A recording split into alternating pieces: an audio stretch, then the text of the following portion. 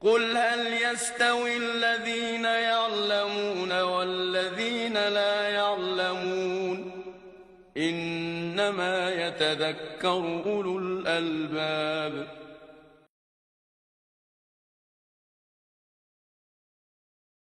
بسم الله الرحمن الرحيم الحمد لله رب العالمين وصلى الله على سيدنا محمد وعلى آله وصحبه أجمعين اللهم صل على سيدنا محمد الفاتح لما أخلق الخاتم لما سبق ناصر الحق بالحق الهادي إلى صراطك المستقيم وعلى آله وصحبه حق قدره ومقدار العظيم. السلام عليكم ورحمة الله وبركاته. Jazakallah khair for joining me again this week with the course that we're running at the Roda Trust for Essentials of Purity and Prayer. So I think last week I didn't really introduce myself. So just to kind of begin with that, myself, I've been a student at the Micro Madrasa with Sheikh Harun Hanif and Sheikh Ibrahim Asiafa, and I've also studied on the I-syllabus course as well. So I've done a few years with the teachers there. But just to emphasize that I myself, I'm not a scholar. So I can say that maybe I've studied with scholars. So some of your questions, I'll try my best to answer whatever questions I can. Some of your questions, I'll kind of defer or refer you to seek clarification from scholars. Okay, inshallah. Last week, sorry, gonna skip through all of this.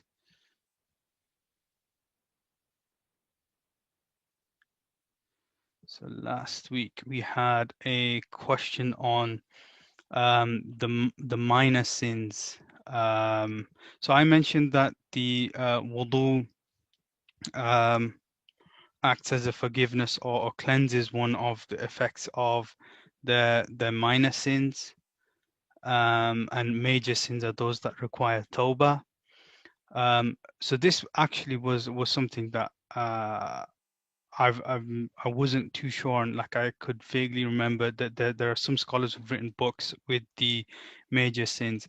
In short, in summary, a major sin is one that is mentioned explicitly within the Quran or within the ahadith, with the threat of a punishment or a legal penalty or a curse. So minor sins are anything other than that. If I, like, from myself, I would think things such as swearing or not lowering the gaze would perhaps be considered minor sins, but that's something you should clarify with a scholar. Somebody also asked regarding du'as in the bathroom. So some scholars have mentioned that it is permissible to do the du'as in the bathroom, providing that one has flushed the toilet and is free from any filth, and close the lid as well.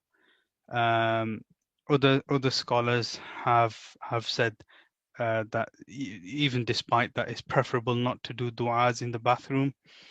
And I know from Sheikh Ibrahim OCF, he generally encourages Muslims to try and have the place that they do wudu separate to their bathroom as well. So if you want to kind of I'll get further details on this, Sheikh Harun does a Q&A session on Wednesdays as well, so it might be a good idea to try and ask him if you want further clarification on anything as well, inshallah. So last week we went through the basics of wudu. An important chapter in wudu or related to wudu is on proper use of the toilet as well. So istinja is basically cleaning oneself after using the toilet. And this can be with water. Water is preferable, but one can also use other things, or such as toilet paper, or there are other methods as well, like if you're in the middle of the desert. So cleaning oneself, Islam is a religion that's built upon cleanliness, and the Prophet sallallahu alaihi wasallam, he came to explain how we should live, or the best way to live, for in every aspect of our lives. So doing istinja is a part of this cleaning oneself, and there's also a Quranic ayah as well, which talks about um, one of the early mosques. So some say it's Masjid Quba, um, just kind of on the outskirts of Medina, where it says that the people establish a mosque based on taqwa, or God-fearingness, and they love to cleanse themselves. They love to cleanse themselves. So one thing that has kind of started to emerge is a lot of people have the misconception that you have to do istinja after passing gas or passing wind.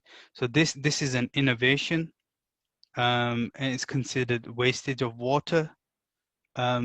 So passing wind is one of the things that breaks your wudu or nullifies your wudu, but it's not something that requires istinja. So istinja is using means to clean oneself of physical filth. So there are two concepts that we need to understand when it comes to purity. One is cleansing oneself from the actual physical impurity, physical filth, and there's a second thing, which is attaining a ritual state of purity as well. So there's one thing that is physical, getting rid of physical filth, and there's a second thing, becoming ritually pure so that you can do acts of worship. So doing istinja is to get rid of the physical filth, and it's severely disliked to use the right hand.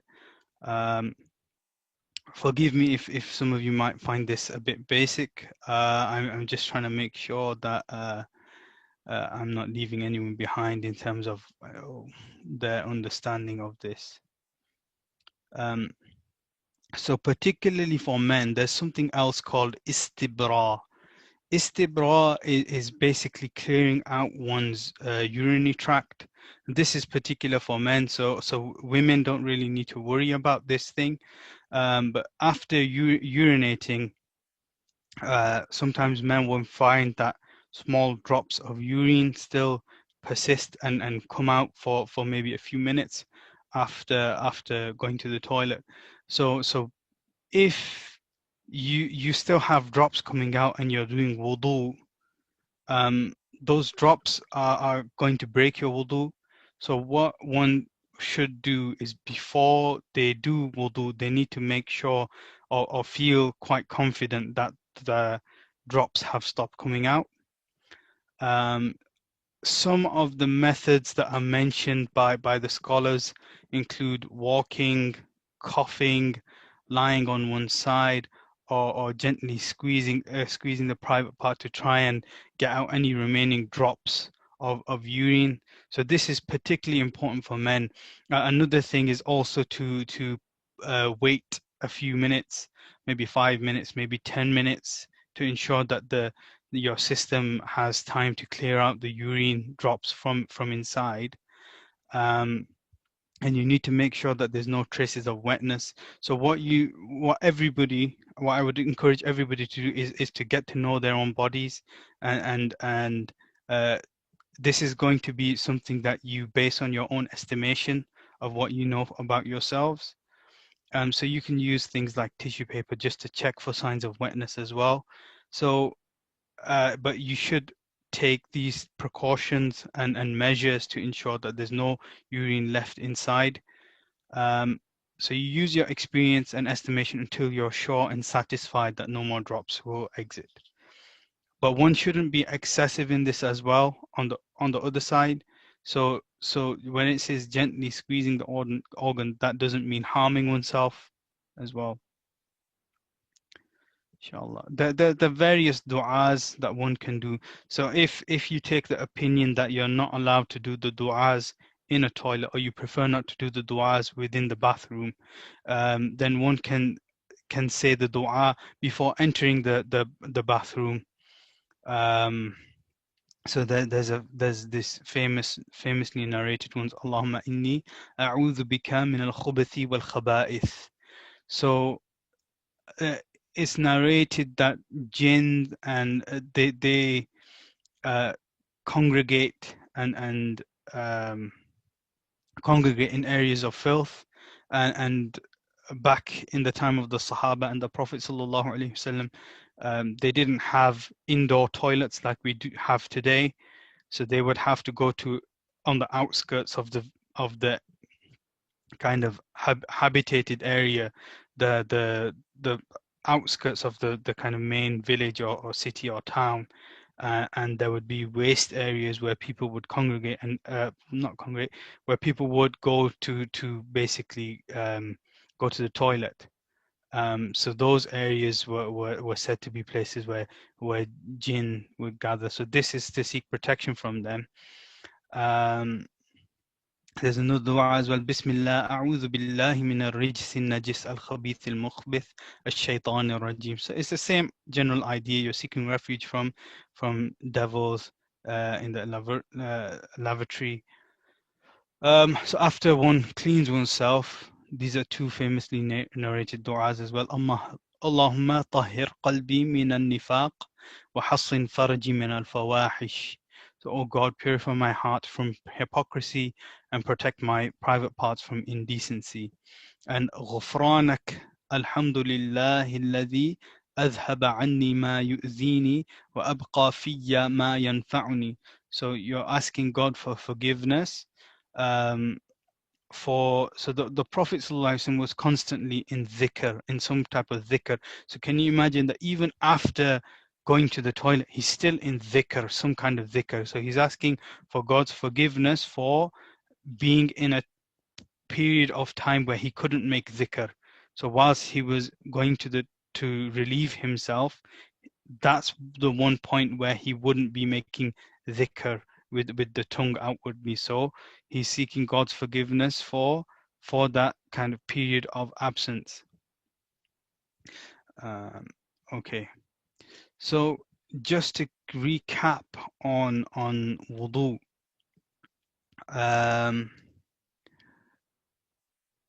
no. So I mentioned the four compulsory parts of wudu last week. So this is in the Hanafi school. The four compulsory parts are to wash the face, to wash the arms, so that's from the fingertips to the elbows, wipe a quarter of the head, and washing the feet. These four are the compulsory parts of wudu. So if there is an emergency or if there is a reason why, these are the four limbs that you have to wash. And the minimum washing is once. A question for yourselves is, does touching filth break your wudu? I'll give you a second to think about that. So the answer is no. Touching filth doesn't break wudu. And does a person need to do istinja if they pass wind? So I mentioned a few slides ago that istinja, so cleaning oneself after going to the toilet and removing the physical filth, you only do that if you've been to the toilet. So you don't need to do that if you pass wind. It's considered wastage of water. Okay, so just to summarize wudu again, so the obligation is to wash the face, wash the arms, wipe the head, and wash the feet. So things that break the wudu, so anything other than this that you learn as part of your wudu, they'll be considered of either the sunnahs or the etiquettes of doing wudu. Most of them will probably be sunnahs of doing wudu that the majority of people know. In terms of things that break wudu, so going to the toilet, any filth that flows. So if you cut yourself and blood starts dripping, that's considered to break your wudu. Vomiting, sleeping. So sleeping it by itself is not considered to break your wudu, but it's just on the chance that you've passed wind or something similar. Losing consciousness or your mind or getting drunk, similar reasons. And laughing out loud in the prayer is also considered to break the wudu. Again, I mentioned last week, I wasn't 100% sure of the full kind of legal reasoning behind that. Okay, so we've done wudu. Now we're moving on to ghusl. So ghusl means, the word ghusl by itself means to wash. In terms of when we talk about it in terms of fiqh, in terms of Islamic law, what we're actually talking about is basically a bath or a shower. So some of the books of Islamic law tend to go into a lot of specific details on this, and it can seem a bit graphic or explicit to some people, but the point is that these type of details have to be made very clear so that everybody understands what is required of them and what isn't. So this is just the summary of ghusl. What is ghusl? So the obligation in ghusl is to wash the mouth, rinse the nose, and wash the entire body. The actual sunnah way of doing this is to start with the hands. So wash your hands first, then you clean your private parts, because normally you'll need to have a ritual bath. So is after you've had relations with your spouse, or similar things to that. So you wash your hands first, clean your private parts, you remove any impurities that may be there, then you do perform a full wudu apart from your feet. So the reason for not doing your feet at this point is if you're washing your body and filth off your body and the water is pooling around your feet, it's going to make your feet dirty again. So the recommendation is to leave washing the feet until the very end. Then the next thing is to rinse the entire body 3 times. So the 3 times is from the sunnah. So the minimum washing is once, but 3 times is from the sunnah. Okay. So ghusl is an obligation. So having a ritual bath is an obligation after any type of sexual activity. Specifically though, if ejaculation occurs, also if any fluid exits with forcefulness from either the male or the female, and if the male private part enters the female private part, those both require ghusl by themselves. So the next thing is, if a woman is menstruating and her menstruation ends, then she needs to have a ritual bath. The next related thing is if a woman gives birth to a child. So normally after a woman gives birth to a child, she may experience bleeding for a number of days. So once that ends, then she should have a bath to become ritually pure. Ghusl is recommended on kind of occasions either throughout the year. So for example, every Friday or every Eid, on Eid, and also in the pilgrimage as well. So before you could get into a state of ihram, so ihram is commonly people will say ihram is the clothing that you wear to go on pilgrimage to Mecca, but ihram is also referring to mainly the state of a person who is going on the pilgrimage. They have to enter into this specific state of a pilgrim. So that state of a pilgrim is called ihram. And also when so other things associated with the pilgrimage as well. So one important point to note is that some of the rulings do cross over between somebody who's had sexual relations, so somebody who's become impure because of sexual relations, and a menstruating woman. However, there are still some technical differences. There are some differences between both types of people.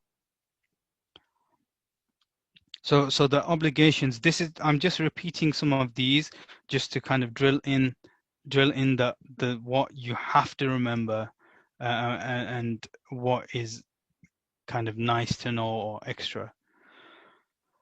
So there's only 3 obligations in having a ritual bath: rinsing the mouth once, rinsing the nose once, and washing the entire body once. So a person must wash everything that is possible to wash without hardship. But so that includes the belly button and the private parts as well. So for specifically for men, they need to. So men will have some skin called the foreskin on their private parts. So they need to make sure that they clean that well. And also for women as well, need to make sure that they clean their private parts. So if a woman is wearing earrings and doesn't take them off, then she needs to move the earring around a bit so that water reaches the inside of the hole as well. It might seem a bit pedantic or very specific, but this is what has been transmitted to us. And for a woman, there's different rulings for certain things for men, but for a woman who has braided hair, she doesn't have to unbraid the hair, but water has to reach the roots. Okay. So the emphasized sunnah. So far we've covered the necessary components. So we need to rinse the mouth, rinse the nose, and wash the entire body. All of this is once.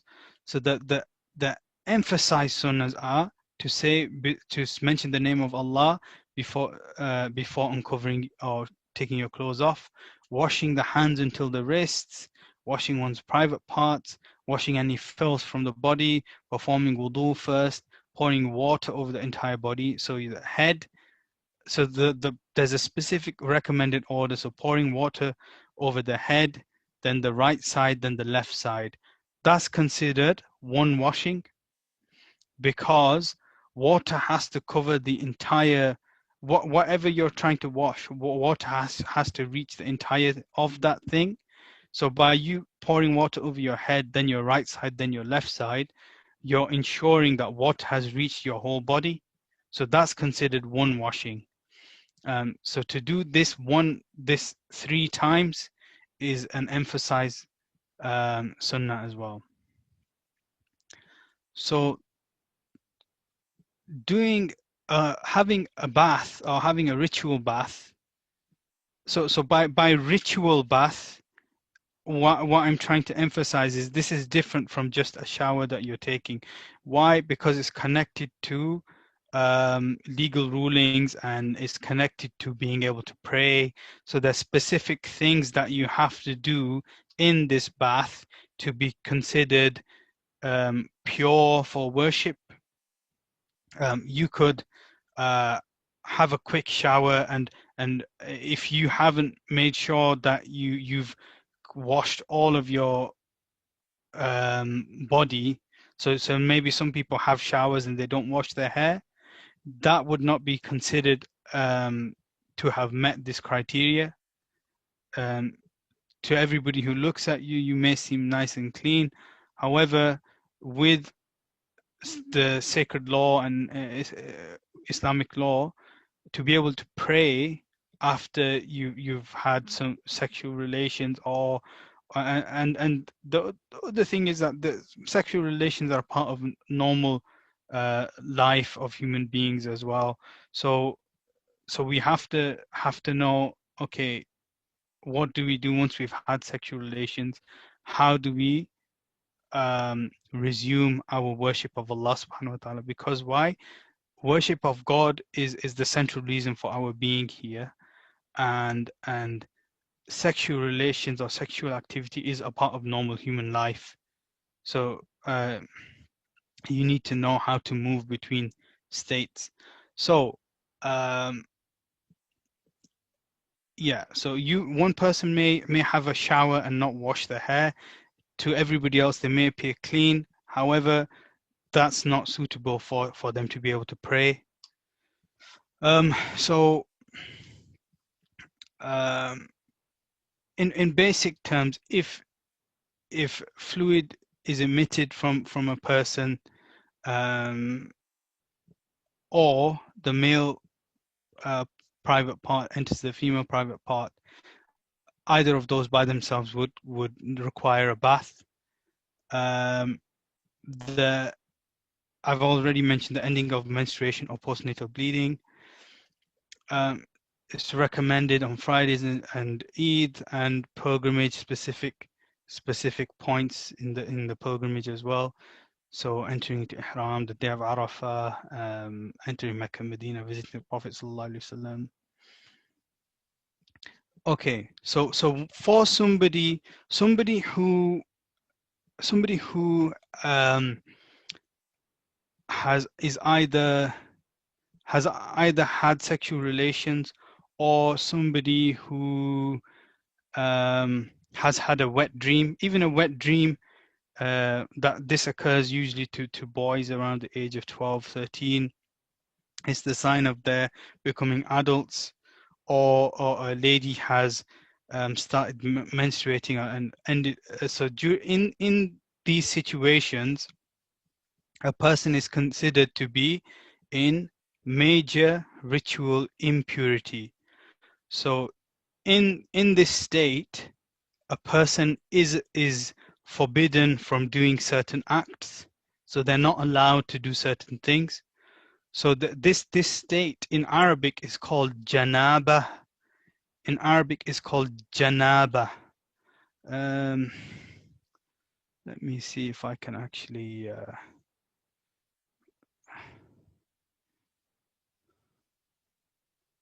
no, actually I probably can't. So janaba, so this state of major ritual impurity is called janaba. So a person who's junub, a person who's in this state of janaba, is not allowed to touch the physical copies of the Quran, the Mus'haf. They're also not allowed to touch books of tafsir. So a tafsir is an explanation of the meanings of the Quran. So the majority of a tafsir is going to have verses of the Quran, or it's going to be talking about the verses of the Quran. So in that from that perspective, it resembles the Quran, and that's what its whole subject is about. So if somebody is major in a state of major ritual impurity, they're not allowed to touch the Quran or tafsir book. An additional thing which may surprise some is they're also not allowed to recite the Quran as well. Um, and they're not allowed to pray in this state. They're also not allowed to enter a mosque or go, so do tawaf. So tawaf is going around the Kaaba, doing circuits around the Kaaba as part of pilgrimage. So that was for somebody who's in a state of janaba, but for a lady, for a menstruating woman as well, there are additional rulings. So all of the things on the left apply, but also if she's fasting and she starts menstruating, she has to eat. So she's not allowed to continue fasting. She has to eat. And also it's impermissible for somebody who for a menstruating lady to have sexual relations. So somebody who has already, let's say somebody has had sexual relations with their spouse, now they're in a state of major impurity.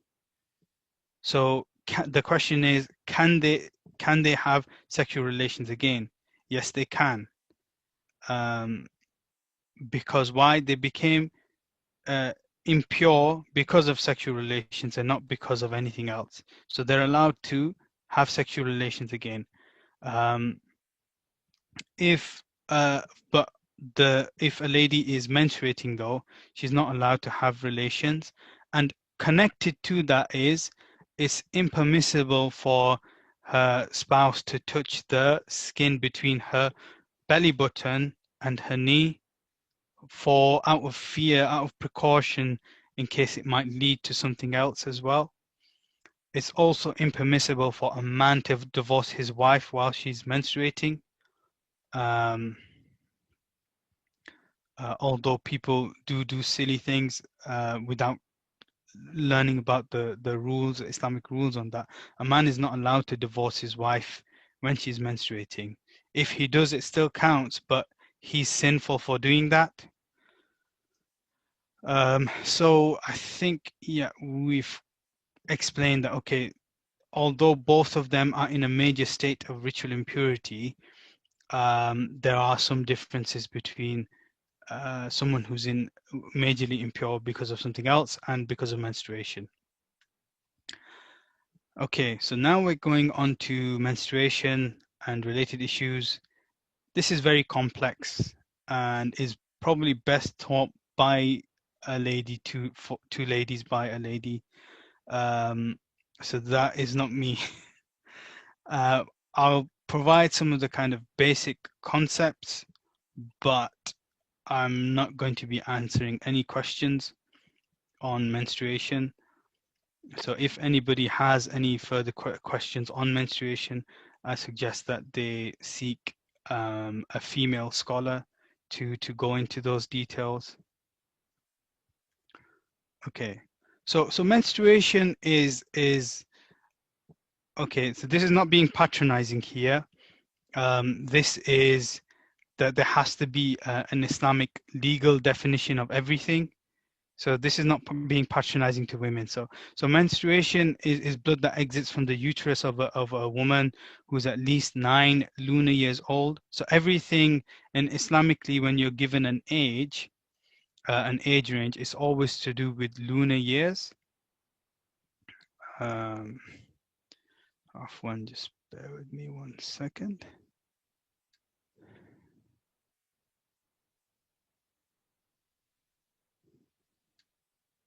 Okay. Now, so whenever an age range is given in the Islamic books, it's always lunar years. Some modern books, some modern authors, they may change this now, but generally the ages will be referring to lunar years. So the difference is about 11 days. So let's say a normal solar year is 365 days. A lunar year will be slightly shorter than that. So the key thing is that menstruation is the blood that's not caused by an illness. So the minimum duration of this from a Islamic law perspective is 3 complete days. So even if a woman bleeds for 2 days, and doctors will, if a medical doctor calls that menstruation, if it doesn't reach 3 days, from an Islamic law perspective, it might not be considered menstruation. The same thing for, so the maximum duration of menstruation is 10 days. So if a woman is bleeding beyond 10 days, there are special rulings that relate to that blood, and it's not considered menstruation. It's not considered menstrual blood from an Islamic law perspective. So there's a difference between the medical definition of something and the definition in Islamic law. Okay, so there's also something called lokia. So after a woman has given birth, she'll may experience bleeding. So there's no minimum to this, and the maximum duration is 40 complete days. So after a woman has a baby, once the bleeding finishes, she has to have a ritual bath and resume her obligatory worship. So a woman may experience bleeding after giving birth to a baby. She might experience bleeding for 20 days. So if the bleeding stops at that point, she has to have a bath and perform her worship again.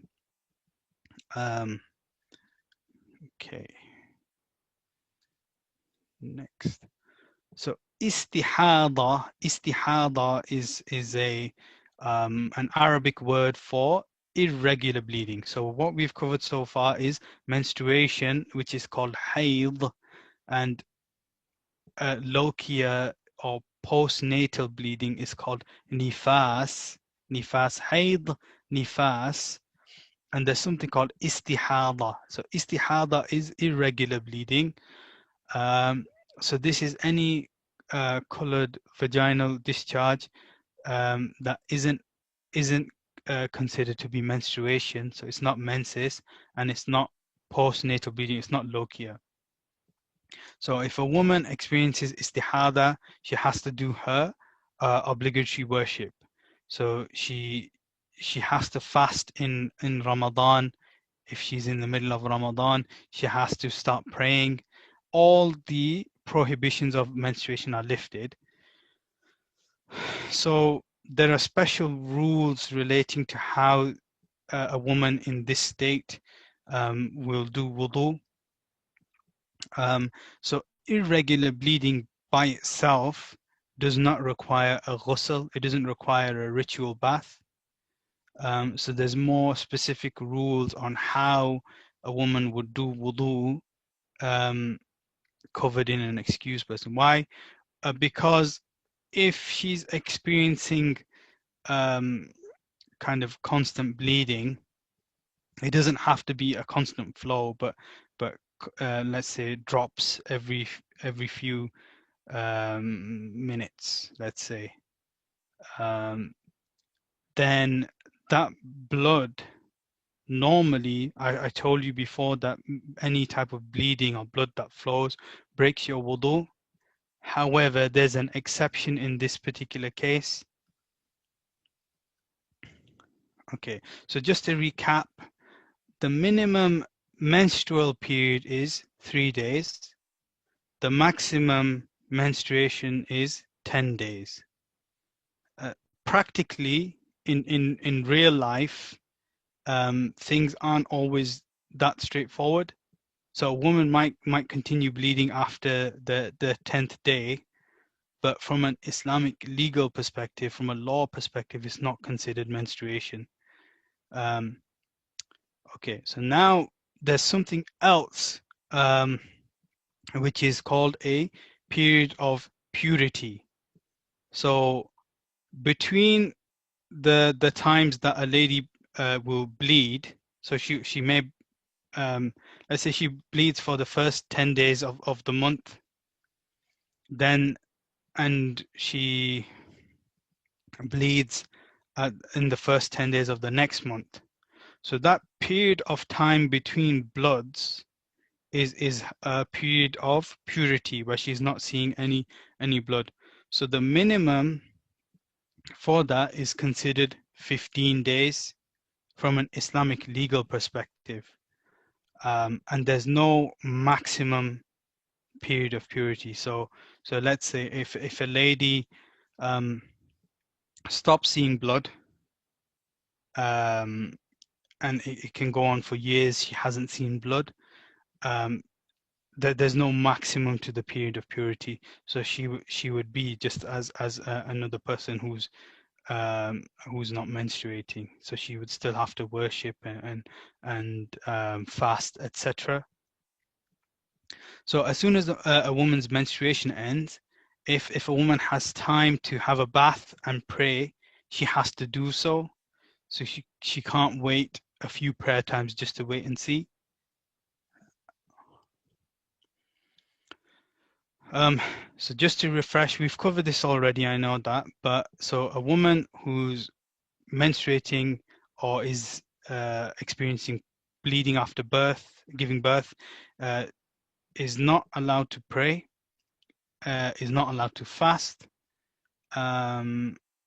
is not allowed to recite the Quran. There's an exception to that though.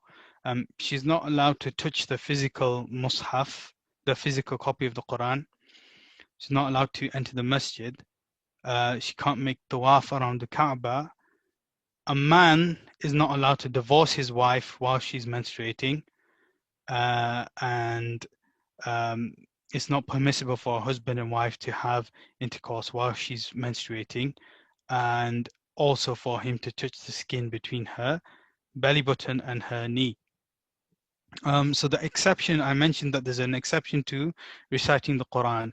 So things that are considered du'as, so a du'a, in English we might translate the word du'a as prayer, but prayer, when we say prayer can mean different things.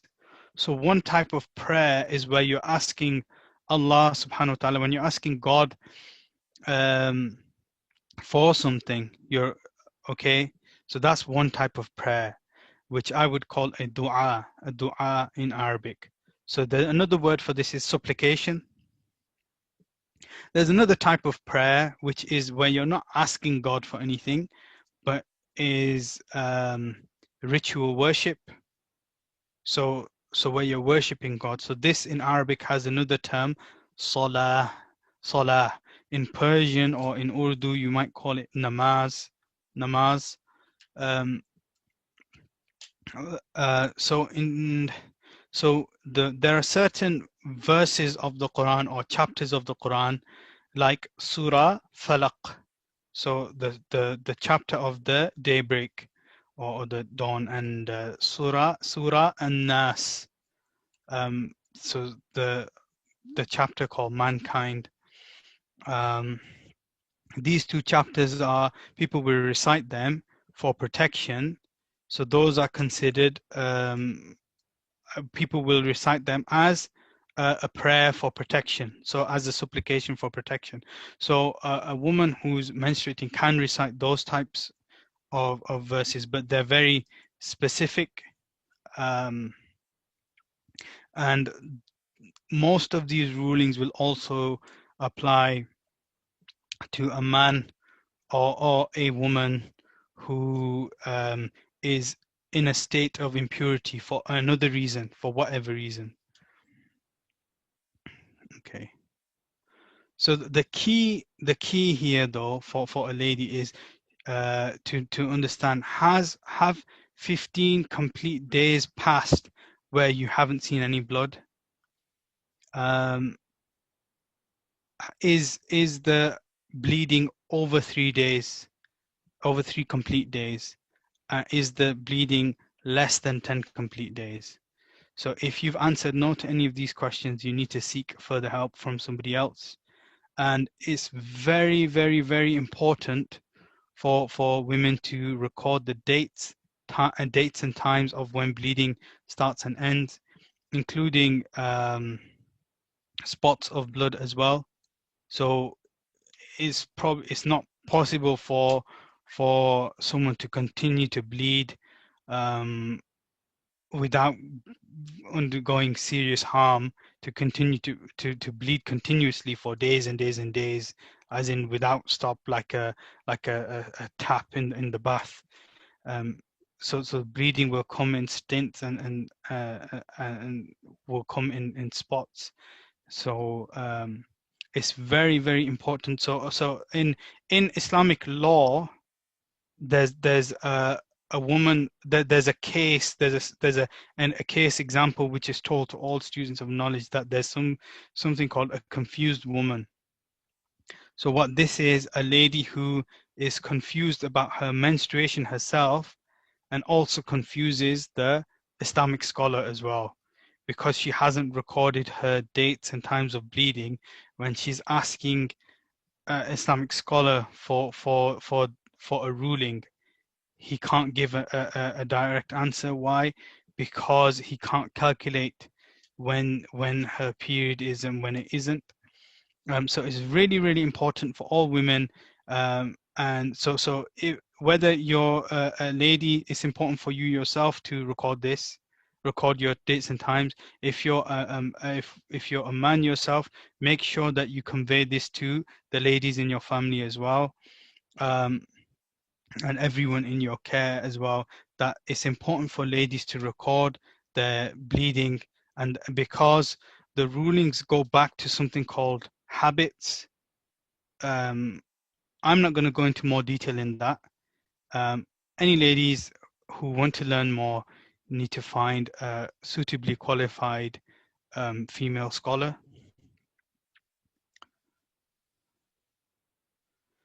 So this is an example of the type of chart that you can use to record this type of blood as well.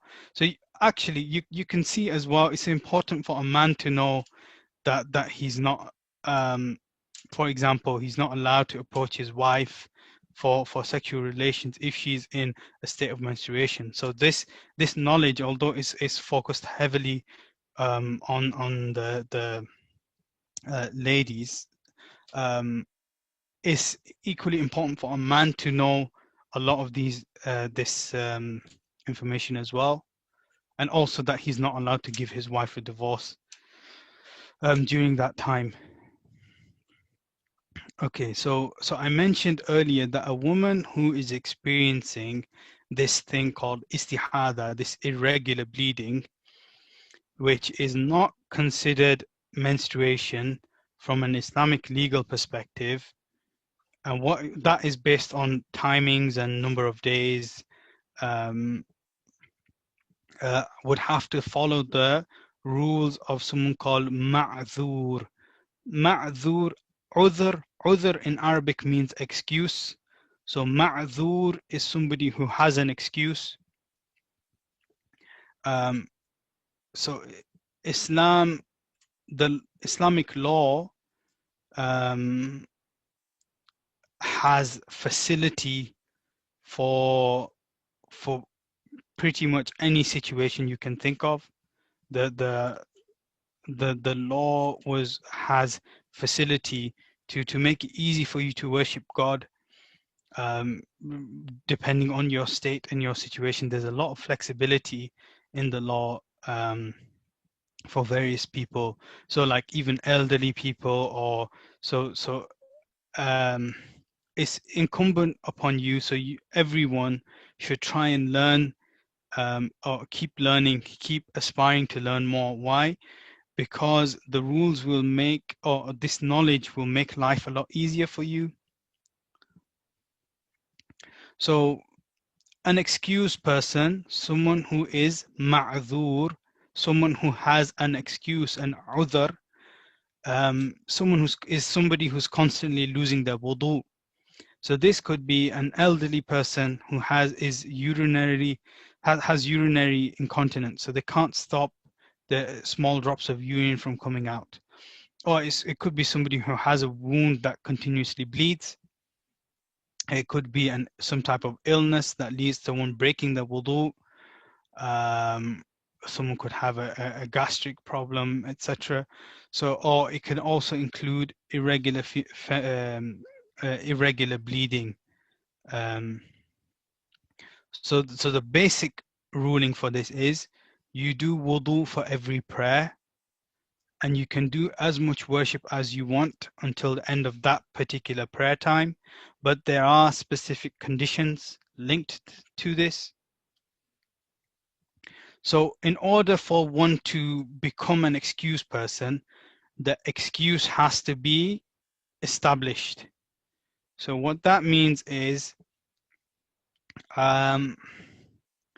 the excuse has to cover the entirety of a prayer time.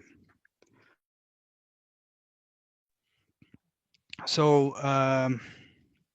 we in the diagram we've got the prayer time Asr here. So Asr here. So somebody, for example, starts bleeding in the middle of the Dhuhr time. So Dhuhr is the midday prayer.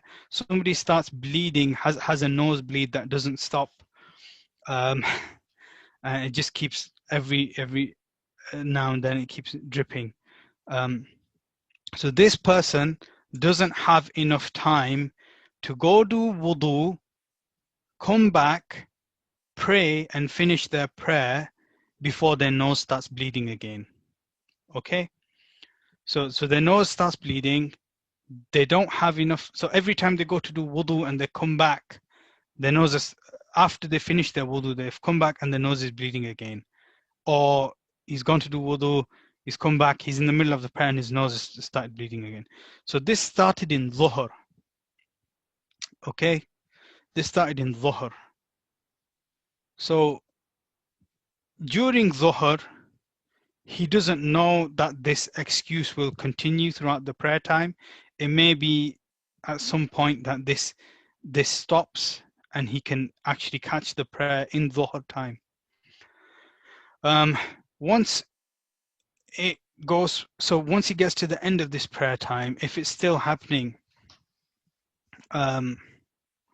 he does wudu and he prays, and then for the excuse to be established, though, the excuse has to be present at the beginning of this prayer time and be present all the way to the end of this prayer time. So we have Asr here. You can see the blood or the red color is covering the entirety of Asr, of the Asr time.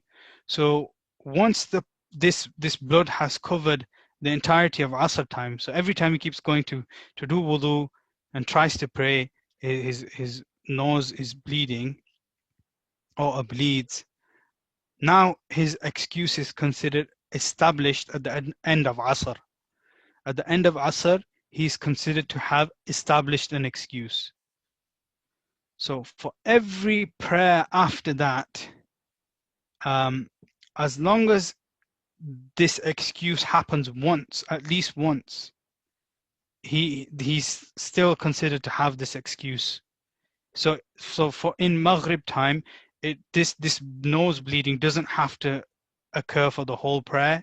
As long as it happens once in Maghrib time, he's still considered to be an excused person.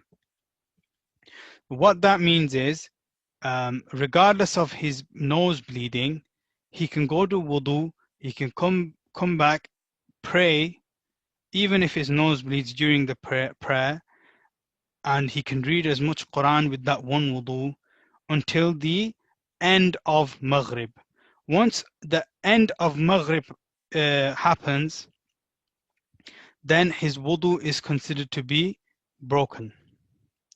So in the next prayer time, as long as his nose bleeds at least once during the time of Isha, as long as his nose bleeds once during Isha, um, he can go do wudu once, and he can do as much worship as he wants during that period of time during Isha. This ruling, so the point of me explaining this isn't for you to go and apply this. The point of me explaining this is so that you yourselves are aware that this kind of rule exists. So what I would suggest is, rather than trying to go and apply this now yourselves, is keep this in mind. If you want to know more details, you should go attend a full course with a proper scholar. This was just to kind of give you a flavor or a taste of the kind of flexibility and what other things are allowed. Okay, so we've actually reached the end of today's class. Does anyone have any questions?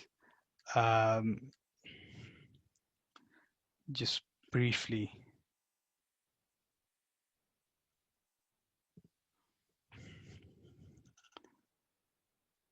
So I'll give it 30 seconds. I know I said that I'm not going to answer any menstruation-based questions. Those are for a specialist to answer.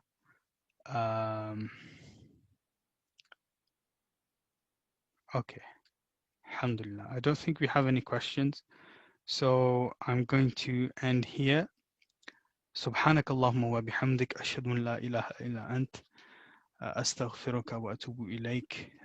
Please keep us all in your du'as at Roda Trust, and inshallah may Allah subhanahu wa ta'ala benefit me through teaching and benefit you as well from these classes, and inshallah I hope each and every one of you continue to study afterwards as well.